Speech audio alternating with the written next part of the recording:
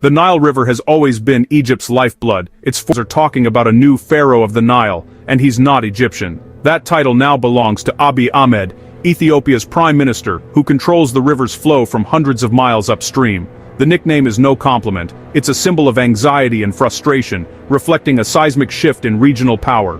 The focus of this tension is the Grand Ethiopian Renaissance Dam, or GERD, a project Ethiopia sees as its future, but Egypt views as an existential threat.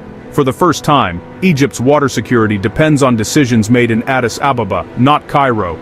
This is more than a dispute over a dam, it's a battle of national identities and a fundamental reordering of power. How did an Ethiopian leader become the new pharaoh of the Nile? Let's find out. Egypt is the gift of the Nile, a country where over 95% of people live along its narrow, fertile banks. The river is Egypt's heart, dictating where people live, what they eat, and how the economy works. This dependence has bred a deep fear of anything threatening the Nile's flow. Colonial-era treaties once gave Egypt near-total control, cementing its dominance for decades. But Egypt is now one of the world's most water-scarce countries, with a booming population and shrinking water share.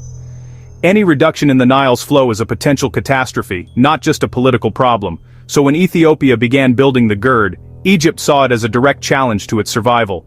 The dam, at the source of the Blue Nile, gives Ethiopia the power to control the water Egypt depends on. Suddenly, Egypt's sense of security, and its historical dominance, was shattered.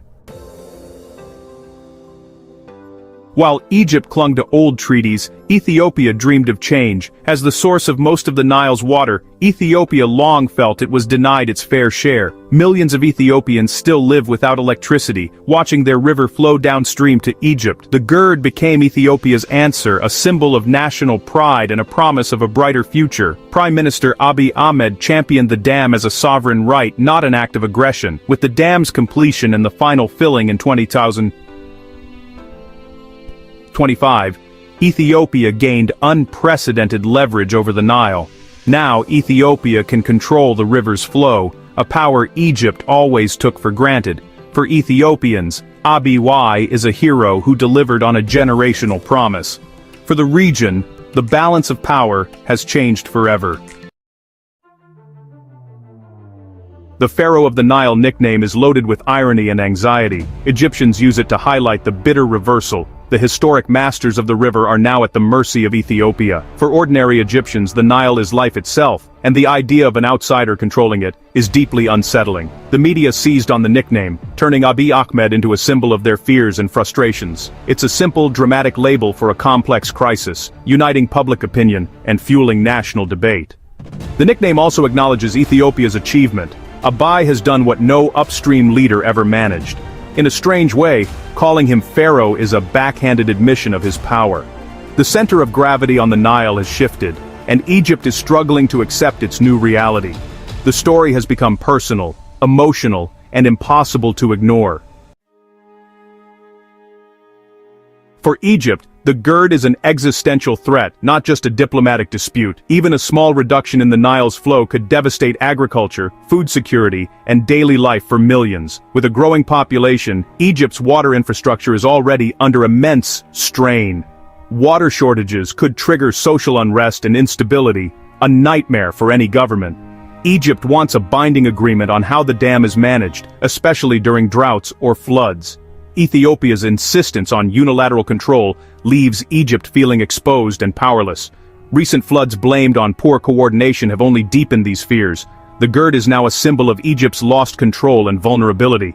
The era of Egyptian dominance over the Nile is over, and the future feels uncertain.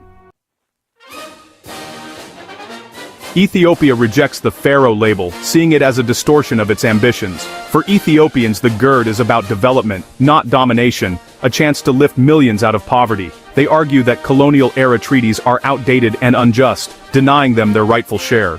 The dam is a correction of history, a peaceful project meant to benefit the whole region.